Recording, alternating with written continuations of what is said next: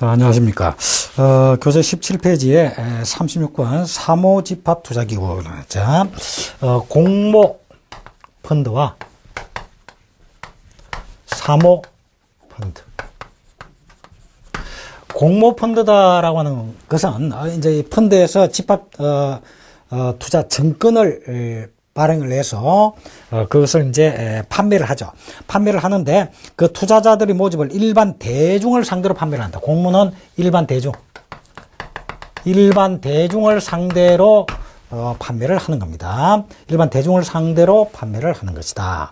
자, 그런데 사모펀드다라고 하는 것은 일반 대중이 아니고 특정한 자격을 가지고 있는 그래서 이건 특정한 자격을 가지고 있는 사람으로 한정을 한다. 한정을 해서 판매하는 것이다. 이게 사모펀드란 말이야. 자, 그러면 이 17페이지 해설을 보니까 공모펀드는 일반 대중을 상대로 판매하여 조성한 펀드이고, 공모펀드의 투자자는 불특정 다수의 일반 투자자다. 이렇게 되어 있죠. 그죠? 그래서 일반 투자자가 공모펀드의 투자자가 되는 것이다. 자, 이에 비해 사모펀드는 투자자의 수나 자격을 제한한다. 이런 이야기죠.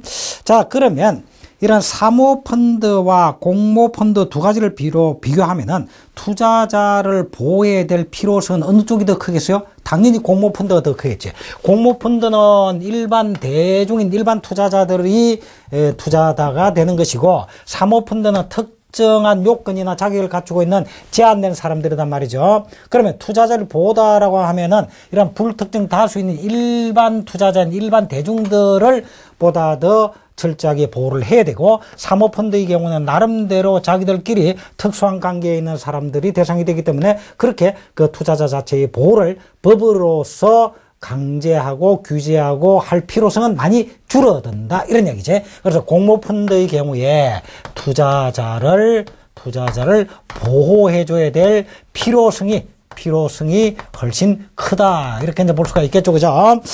자, 그래서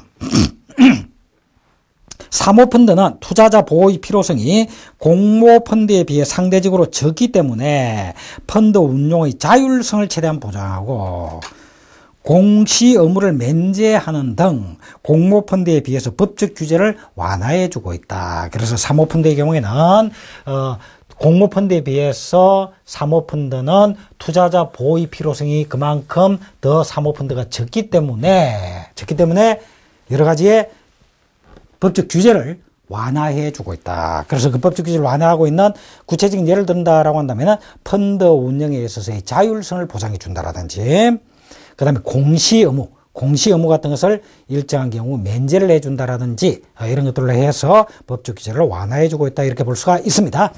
자, 그러면 36번 사모펀드에 대한 설명으로 틀린 것은 1번 집합투자증권을 사모로만 발행한다. 사모펀드니까 사모로만, 공모를 하지 않는다. 사모로만 발행한다. 맞고요. 그 다음에 기간 투자자증을 제외한 투자자의 총수가 49인 이하여야 됩니다. 그래서 사모펀드의 경우에는 여기서 한정을 하는데, 제한을 하는데, 이 제한은 기간 투자자들을 제외한 투자자 총수는 49인 이하다. 기간 투자자를 제외했다라고 하면 개인 투자자죠. 그러니까 기간 투자자를 제외한 개인 투자자는 49인 이하여야 된다.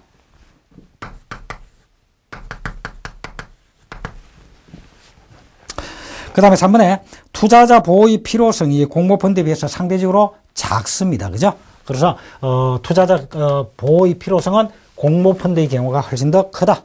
그래서 3번이 틀리고 4번에 파생상품 투자는 공모펀드의 경우 순자산이 100% 범위 내에서 가능하지만 사모펀드는 400%까지 가능하다. 그래서 파생상품에 대한 투자를 한다라고 할 때 공모펀드의 경우에는 순자산이 100% 범위 내에서만 가능하지만은 사모펀드는 400%까지 가능하다라고 해서 그만큼 사모펀드의 경우에 법적 규제를 많이 완화시켜주고 자율성을 많이 확보해주고 있다. 이렇게 이제 볼 수가 있겠죠. 자율성을 많이 확보해주고 있다. 그래서 36번은 3번이 정답이다. 자, 그 다음에 37번. 직무윤리의 기초사상 및 국내 동향에 대한 설명 중 틀린 것은 이렇습니다. 자, 이와 같이 집합투자업자들 그리고 투자매매업자라든지 투자중개업자들 이와 같이 금융투자업에 종사하고 있는 사람들의 소위 말하는 윤리성을 말합니다. 윤리성. 자, 이러한 윤리의 기초사상 및 국내 동향에 대한 설명 중 틀린 것은 이랬는데 1번에 윤리라운드는 경제활동의 윤리적 환경과 조건을 표준화하라고 하는 국제적 협상입니다. 그래서 국제적인 협상으로서 이러한 금융투자업자들의 윤리에 대한 어떤 일정한 조건을 규정하고자 하는 것이 바로 윤리라운드다. 윤리라운드다. 이번에 윤리라운드는 윤리 강령을 실천하는 기업의 제품과 서비스만을 국제거래의 대상으로 삼자는 취지가 포함되어 있다. 그래서 윤리라운드에는 윤리 강령을 지키는 그러한 금융투자업자들의 거래만 국제거래로 인정해 주자. 그렇지 않으면 국제거래를 못하도록 하자라고 하는 어떤 국제적 협상이다. 이렇게 보시면 되겠죠. 그래서 2번도 맞는 말이다. 다음 3번에 국가별 부패 지수를 매년 발표하면서 국제적 부패 감시 기능을 하는 민간단체는 국제윤리기구가 아니고 국제투명성기구입니다.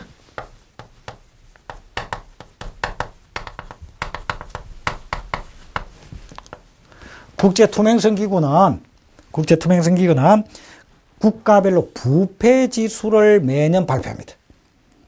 그리고 부패를 감시하는 국제적인 민간단체다 이렇게 볼 수가 있겠죠. 이게 국제투명성기구다. 그 다음에 루트라는 학자는 소명적 지급관이라는 걸 제시를 했는데 소명적 지급관은 바로 지급을 뭘로 인식하냐 소명으로 인식하고 있다. 그래서 하느님께서 부여해준 소명이다. 지급 소명이다. 지금은 소명이다. 라고 하는 이런 소명적 지급관을 제시한 학자는 루터다. 이렇게 보시면 되겠죠. 그래서 루터는 소명적 지급관을 제시했다. 자, 그래서 3번이 정답이고요. 자, 38번 이제 한번 봅시다. 자본시장과 금융투자업에 관한 법률상 신의성실의 의무를 잘못 설명한 것은 이랬는데 신의성실이라고 하는 것은 권리와 의무의 행사는 신의에 따라 성실히 하여야 한다라고 하는 의무를 말하죠. 이런 신의성실의 원칙은 우리나라 민법에서 규정을 하고 있습니다. 그래서 모든 사적 잘치의 가장 기본적인 원칙이 되고 있는 것이 바로 신의성실의 원칙입니다. 그래서 신의성실의 원칙은 민법에서 규정하고 있고 특히 이런 금융투자업에 종사하고 있는 사람들에게도 이게 필요하다라고 해서 자본시장과 금융투자업에 관한 법률에서도 규정을 하고 있습니다. 그래서 신의성실의 원칙은 민법과 자본시장과 금융투자업에 관한 법률에서 규정하고 있지 상법에서는 규정하고 있지 않습니다. 그래서 1번은 틀렸다 이런 얘기죠. 그 다음에 이런 신의성실의 원칙은 윤리적인 의무일 뿐만 아니라 당연히 신의에 쫓아 성실히 의무를 준수하여야 된다라고 하는 것은 윤리적 의무라고 볼 수가 있겠죠. 그러나 그것뿐만 아니라 민법에서 규정하고 있고 또 자본시장과 금융투자업에 관한 법률에서 규정하고 있고 이와 같이 이런 법률의 규정함으로 인해서 법적 의무이기도 합니다. 그치? 그래서 윤리적 의무일 뿐만 아니라 법적 의무이기도 하다. 그 다음에 이러한 신의성실의 원칙은 강행법규입니다. 강행법규 때문에 신의성실의 원칙에 위반되는 경우 그러한 행동은 권리 남용이 될 것이고 이러한 것은 무효가 된다 이렇게 해서 강행법규이다 이런 얘기입니다. 그래서 신의성실의 원칙에 위배되는 행위는 무효이다 이렇게 볼 수가 있습니다. 강행법규이다. 자, 그다음에 4번에 권리 행사와 신의성실의 원칙에 반하는 경우 이거는 권리 남용이 된다. 조금 전에 이야기했죠. 권리 남용이 되고 이러한 권리 남용에 의한 행위는 무효다. 효력을 상실한다. 이렇게 볼 수가 있죠. 자, 그래서 38번은 1번이 정답이다. 자, 그 다음에 39번. 금융투자 종사자의 의무를 잘못 설명하고 있는 것은 이렇죠. 자, 금융투자업자들, 금융투자업에 종사하고 있는 사람들에 대한 의무를 잘못 설명하고 있는 것은 자, 1번에 보니까 집합투자업자는 투자자에 대하여 선량한 관리자로서의 주의로서 집합투자재산을 운용하여야 한다. 이런 얘기지, 그지? 자, 집합투자기구, 펀드, 집합투자기구의 집합투자업자, 그 다음에 투자자, 투자자로부터 투자자에게 집합투자 증권을 매각하고 여기에 대한 자금을 신탁받아서 투자 신탁의 경우에는 자, 이걸 가지고 이제 투자 대상에 투자를 하게 되죠. 투자한다. 이거는 자금을 운용한다. 이렇게도 볼 수 있겠죠. 자, 이걸로부터 수익이 나면 수익은 실적으로 배당한다. 자, 이러한 시스템인데 이러한 집합 투자 업자는 투자자에 대해서 선량한 관리자로서의 주의로서 집합 투자 재산을 운용해야 된다. 그래서 투자자로부터 자금을 쭉 받아서 이걸 가지고 운용을 하게 되는데 이것은 바로 선량한 관리자로서의 주의 의무를 가지고 있다. 그 다음에 이번에 고객에게 유리한 정보뿐만 아니라 불리한 정보도 제공하여서 고객이 최적의 선택을 할 수 있도록 해야 될 것이다. 자, 여기서 말하는 고객은 바로 투자자죠. 자, 투자자에게 투자를 권유한다라고 할 때 불리한 내용은 숨기고 유리한 정보만 제시를 해서 투자자의 의사결정을 왜곡시켜서는 안 되겠다. 그래서 유리한 정보뿐만 아니라 불리한 정보도 다 제공을 하고 설명을 해드리고 해서 고객이 최적의 선택을 할 수 있도록 하여야 한다라고 하는 거고요. 그 다음에 세 번째로 금융투자업자는 직무상 알게 된 정보로서 외부에 공개되지 아니한 정보를 정당한 사유 없이 자기 또는 제3자의 이익을 위하여 이용하여서는 아니 된다. 그래서 금융투자업자는 금융투자업을 수행하는 것과 관련해서 어떤 정보를 입수하게 되었다. 그런데 이 정보를 입수했는데 그 정보가 외부에 아직까지 공개되지 않았다. 그러면 공개되지 않은 그 정보를 자기 자신의 이익을 위해서 얼마든지 사용할 수가 있을 것이고 그렇게 사용해서 자기는 많은 이익을 얻을 수도 있을 것이다 라고 하는 건데 이렇게 해서는 안 된다라고 하는 거죠. 그래서 외부에 공개되지 아니한 정보를 정당한 사유 없이 자기 또는 제3자의 이익을 위해서 이용해서는 아니 된다. 이런 이야기입니다. 그다음에 네 번째로 고객의 이익과 임직원의 이익, 회사의 이익 간에 충돌이 생기면 최우선적으로 누구의 이익을 고려해야 되겠다? 당연히 고객의 이익을 최우선적으로 고려해야 됩니다. 그래서 고객의 이익과 임직원의 이익 그리고 회사의 이익 간에 충돌이 생길 때는 고객의 이익을 최우선적으로 고려해야 됩니다. 그래서 4번이 틀렸죠. 4번이 정답이다. 자, 이러한 경우는 여러분들이 이걸 뭐 특별히 암기를 하고 뭐 어쩌고 할 필요가 없습니다. 보기를 쭉 읽어보면 당연히 금융투자 종사자로서 4번이 좀 곤란하다. 회사의 이익만 취하고 고객의 이익을 무시해버린다. 이게 말이 안 되는 거지, 그지? 그래서 고객의 이익이 최우선으로 돼야 된다. 이런 것도 상식적으로 알 수 있겠죠. 그래서 이와 같이 상식적으로 알 수 있는 것은 여러분들이 문제를 딱딱 풀면서 그냥 한번 되새기면 되는 것이고 암기까지 할 필요는 없습니다. 그러나 상식으로서 이해가 잘 안 되는 부분은 철저하게 암기를 해서 이 시험에서 합격하시는 방법이 가장 짧은 시간에 합격할 수 있는 방법이다. 자, 그 다음에 40분에 Know your customer rule.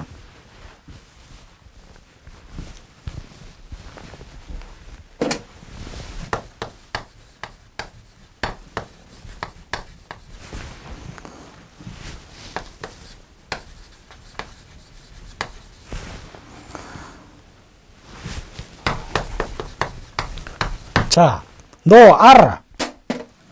알아라. 너의 고객, 커스터머. 너의 고객에 대해서 알아라라는 원칙이다, 이 말이야. 그지? 그래서, know your customer rule의 내용으로 틀린 것은 이랬지. 1번에 고객이 일반 투자자인지 전문 투자자인지 파악해야 되겠다.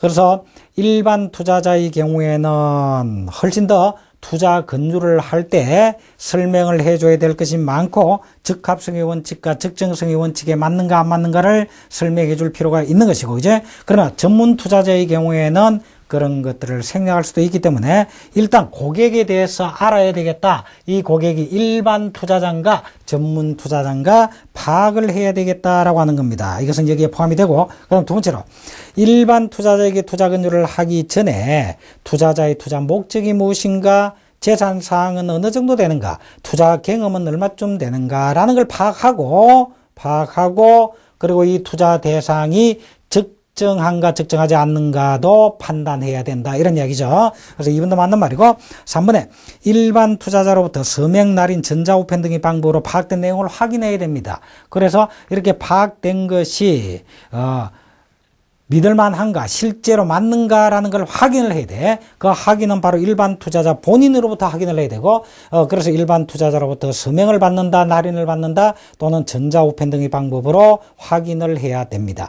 그 다음에 네 번째로, 확인받은 내용을 투자자에게 제공할 필요가 없다. 아니죠. 확인받은 내용을 투자자에게 지체 없이 제공하여야 됩니다. 그래서 확인된 내용을 투자자에게 지체 없이 제공하여서 이렇게 그 투자의 목적은 이렇고, 재산 사항은 이렇고, 투자 경험은 이렇고 이렇게 확인했는데 그 사항이 맞습니까? 라는 것을 다시 확인을 받고, 이렇게 됐다는, 당신이 이 사항에 대해서 확인했다는 것까지 제시를 해줘야 됩니다. 그래서 지체 없이 제공해야 합니다. 그래서 4번이 정답이다. 이렇게 볼 수 있죠? 4번이 정답이다. 자, 그다음에 19페이지에 41번. 금융투자업자의 설명 의무입니다. 설명 의무. 이 설명 의무는 투자의 대상에 대한 내용이라든지 또 그 투자에 따른 어떤 위험이라든지 이런 걸 반드시 설명해 줘야 된다라는 의무죠, 간단히 말하면.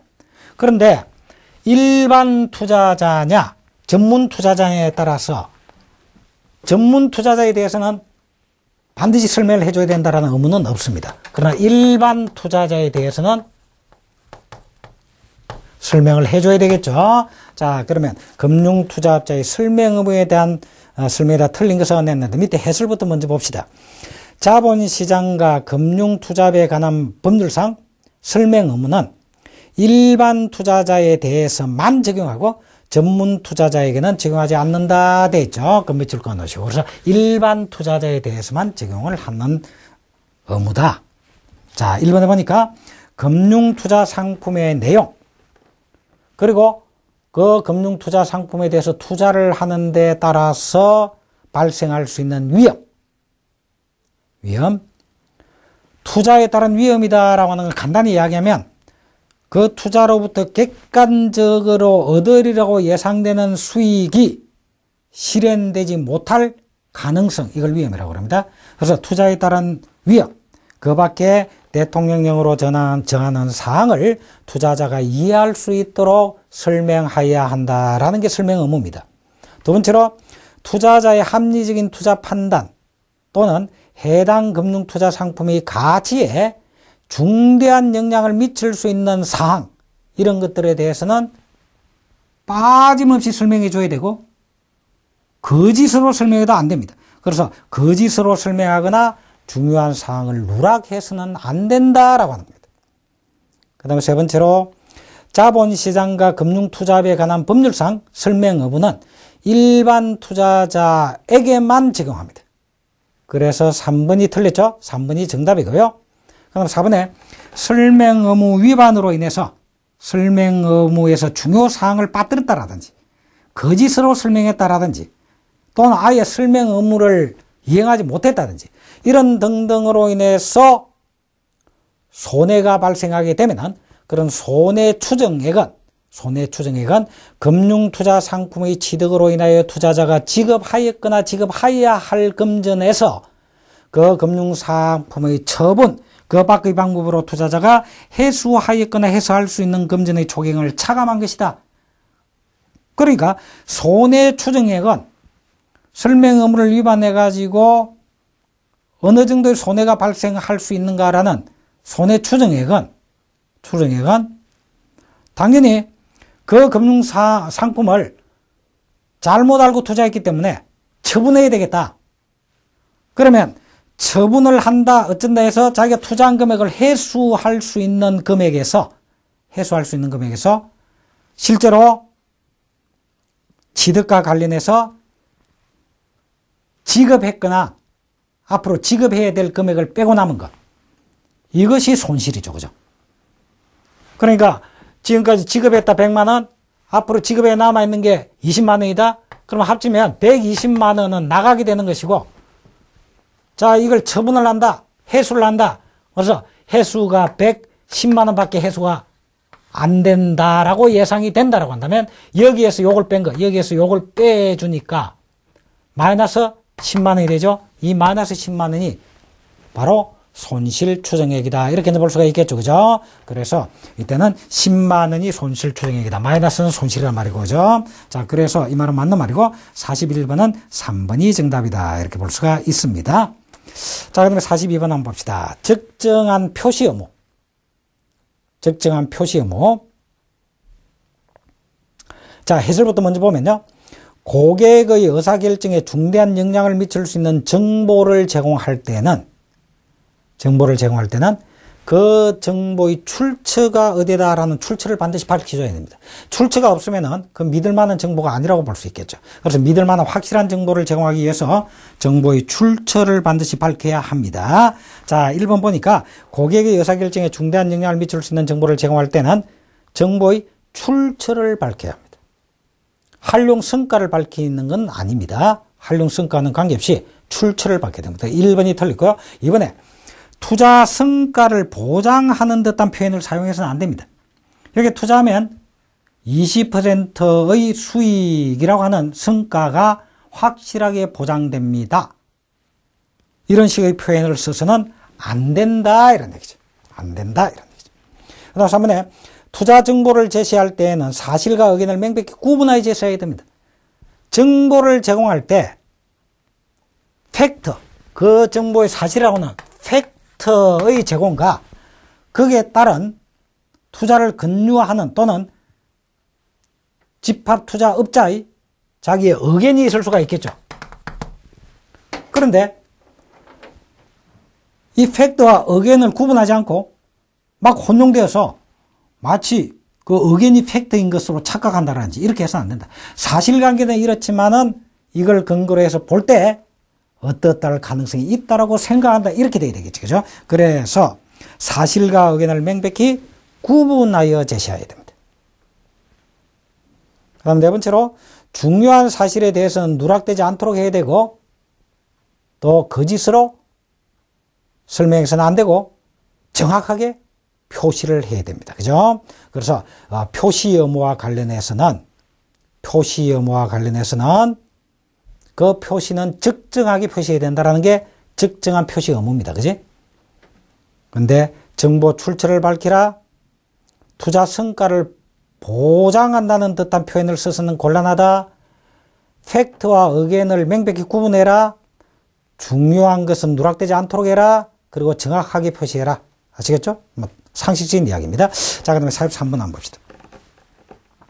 자본시장과 금융투자업에 관한 법률에서는 투자 권유를 받은 투자자가 이를 거부한 경우 계속적인 투자 권유를 하지 못하도록 하고 있습니다. 그러니까 투자자에게 투자 권유를 했습니다. 투자자에게 투자 권유를 했는데 투자자가 나는 그 투자하지 않겠소라고 거부를 했습니다. 거부를 했는데 매일 똑같은 권유를 매일 전화로 한다. 그러면 투자자가 얼마나 귀찮겠어, 그지? 그래서 이런 거부한 경우에는 계속적인 투자 권유를 하지 못하도록 하고 있습니다. 못하도록 하고 있습니다. 근데 여기에 대해서도 예외가 있다, 이런 얘기죠. 예외가 이런 경우에는 할 수 있다라고 하는 것인데 그 예를 보면 다른 종류의 금융투자 상품에 대한 투자 권유는 할 수 있는 거죠. A 증권에 대해서 투자 권유를 했는데 거부하더라. 그러면 다른 종류인 B 증권에 대해서 또는 C 채권에 대해서 투자 권유는 할 수 있는 거죠. 그지? 그래서 다른 종류의 금융투자 상품에 대한 투자 권유는 할 수 있다. 그 다음 두 번째로 거부 의사를 표시했지만은 거부사 표시 후 1개월이 지난 뒤에 재건유를 한다. 1개월이 지났어. 그래서 투자 거부를 했지만은 그 거부한 지가 1개월이 지났어. 1개월이 지난 뒤에 다시 건유를 한다라는 것은 가능하다 이런 얘기입니다. 그럼 세 번째로 투자성이 있는 보험계약에 대한 투자 건유는 가능합니다. 그래서 투자성이 있는 보험계약을 이제 건유하는 거예요. 그래서 증권에 대한 계약, 부동산에 대한 투자 건유, 정권에 대한 투자 건유, 특별자산에 대한 투자 건유 그걸 했는데 거부를 하더라. 그러면 보험에 대한 투자 건유를 했다. 이거는 가능하다. 왜냐하면 이것도 다른 종류의 금융투자 상품에 해당되는 것이기 때문에 투자성이 있는 보험계약에 대한 투자 건유는 할 수 있다. 그 다음에 투자성이 있는 수익증권에 대한 투자 건유 했는데 수익증권이다라고 했는데 이 수익증권은 투자성이 있는 수익증권에 대한 투자 건유 그냥 이렇게 되어 있는데 수익증권은 바로 투자 신탁의 경우에 집합투자증권입니다. 그 집합투자증권을 건유를 했는데 거기에 대해서 거부를 했더라. 거부를 하는데 또 재건유한다. 그건 안 되겠지. 그렇죠? 그런데 그 경우 재건유할 수 있는 것은 1개월이 지난 뒤에 재건유한다. 그건 가능하겠지. 그런데 그냥 여기 4번에 포함되어 있듯이 4번 표현과 같이 그냥 수익증권에 대해서 투자 재건유를 한다. 그럼 수익증권에 건유를 했는데 또 그 뒷날에 수익증권에 대해서 재건유한다. 이건 다른 종류가 아니기 때문에 안 되겠죠. 그죠? 그래서 4번의 경우는 안 된다. 그래서 43번의 정답은 4번이다. 이렇게 볼 수가 있습니다. 자, 그럼 44번 한번 볼까요? 자본시장과 금융투자에 관한 법률상 자료의 기록 유지기간. 이 자료를 과연 얼마 동안 보관해야 되느냐라는 보관기간. 이게 이제 자본시장과 금융투자에 관한 법령에서 규정을 하고 있습니다. 그럼 이건 만기를 해야 되겠죠. 투자 건유 관련 자료는 10년 보관해야 되고요. 이번에는 내부 통제 기준 등 준법 감시 관련 자료는 5년입니다. 그래서 내부 통제 기준이라든지 준법 감시 관련 자료는 5년 보관하면 됩니다. 그리고 2번이 틀리고 3번에 집합 투자 재산의 운용이라든지 투자자와 체결한 계약관계라는 이런 건 전부 10년입니다. 그러니까 투자를 건유한다. 투자자와 계약과 관련된 것이다. 집합투자재산을 운영한다. 전부 10년 보관이고요. 단지 내부 통제 기준이라든지 준법 감시와 관련되는 건 5년이다.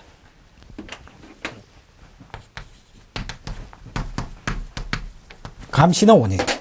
그죠? 감시는 5년이다. 이렇게 기억을 하시기 바랍니다. 자, 이제 45번 한번 봅시다.